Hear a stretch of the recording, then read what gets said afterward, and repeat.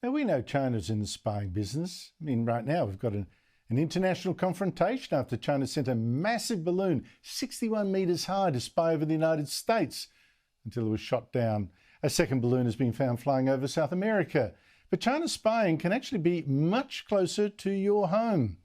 And people who buy electric cars could be most at risk. Joining me is Sky News Investigations Reporter Jonathan Lea. Jonathan, what have you found out?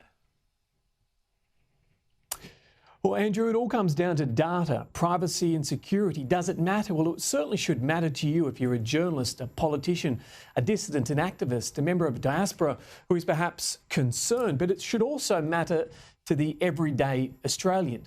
Now, security experts tell us that they know the Chinese Communist Party is currently mapping Australian society. It's part of what they talk about being a civil-military fusion. And when it comes to cars, they no longer simply get you to A to B. They really are now computers on wheels. And the great concern is when it comes to looking after our data, that China has a rapacious appetite for learning all about us in a great number of ways. And where the private sector goes, governments, especially authoritarian governments, soon follow. More intelligent than a plane, more aware of your life than you realise. Today's cars know everything from where we live and work, who we visit, right down to the location of our favourite fast food. Cyber and intelligence expert Catherine Manstead has been tailing the rise of 21st century cars. Cars these days are computers on wheels. There's more lines of code in your standard car in Australia than there is in a Boeing 747 jet. Now, what does that mean?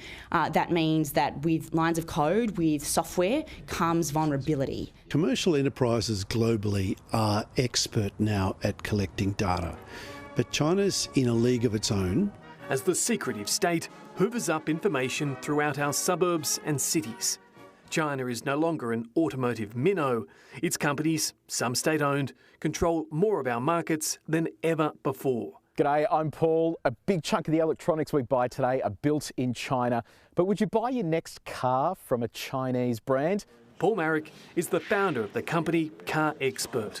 It's quite clever the way that they've done it. MG, for example, it used to be a sports car brand. A lot of people associate the brand MG with little sports cars. Same with Volvo as well. It has a lot of Swedish heritage. But now that both of those are Chinese owned, a lot of people don't know that these vehicles are made in China and come to Australia. Last year, more than 122,000 Chinese manufactured vehicles were sold in Australia, earning China fourth place on vehicle sales. A wave of once unheard of manufacturers are arriving. BYD, design, competing on technology and price. Senator James Paterson sees a different cost.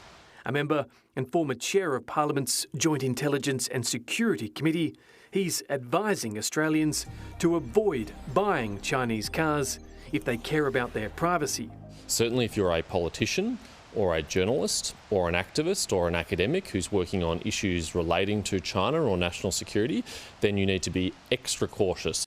He says it comes down to Chinese criminal law, which bends businesses to the will of the authoritarian state. All Chinese technology companies pose a degree of risk because of a 2017 law called the Chinese Intelligence Law, which requires all Chinese companies and individuals to assist Chinese intelligence agencies and to keep that assistance covert. Potentially giving the Chinese Communist Party not just information about military matters, but an inside understanding of something as small as how a business works to how someone may vote. It's all part of building what's called a pattern of life, your life. So if we take, for instance, a car, that might give information about your geolocation, where you go, where your car stops, which you can build an inference about who a person is seeing, where they live. That is enough to start building a pattern of life. And then we pair that with network data, who your contacts are, who you speak to most frequently. You start to build a really rich picture about who you are, what you do, what you stand for, and even where you are at any given time. When we're talking about things like code, it is everywhere in a vehicle today. Yeah, exactly. Everything from the screen there to me putting, an air-conditioned seat on. In fact, if I get my phone out here, I've got my Ford Ranger in this car park here. I can remotely start the car. I can remotely see where the car's located. I can do all manner of things just using my phone. And for it to do that, it has to have a SIM card that has a phone connection with the outside world. In one instance, it's claimed a person, shown here, discovered he was able to dial into his Chinese-manufactured car through its SIM card and activate the microphone.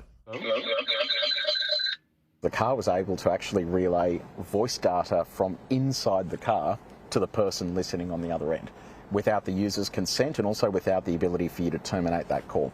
So what you're saying potentially is that conversation could then be listened to by a third party? Without you knowing. So, I mean, to me, even to me, who's not very security conscious, that's pretty alarming.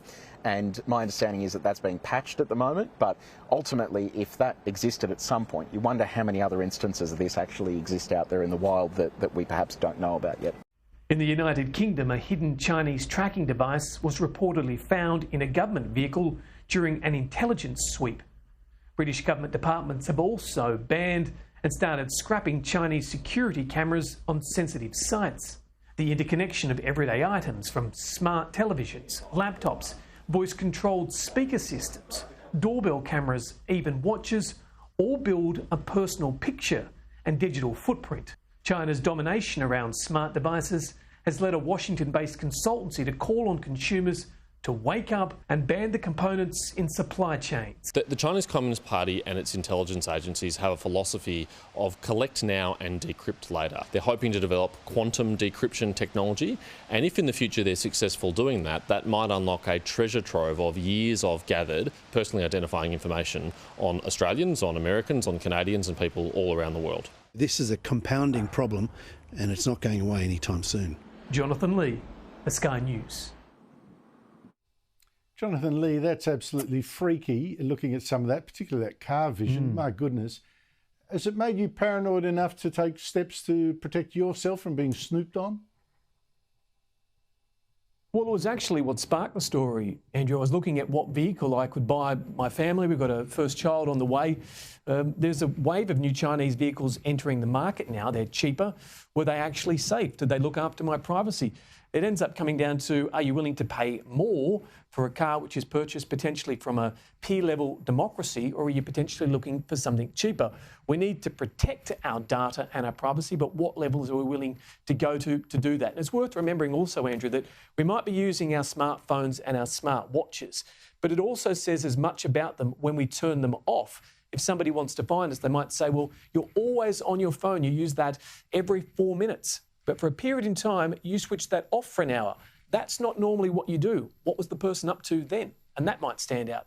That's how clever our smart devices are now, Andrew. They say everything about us, what our passions are, what our fads are, and also it helps governments determine who we are, what we believe in, and who we hang out with. Well, I don't want to talk to you any more about this. I'm getting so paranoid already. I mean, I've got this Lenovo, a Chinese-made laptop right in front of me. Goodness knows what that's broadcasting back to Beijing. Jonathan Lea, thank you so much indeed for your time.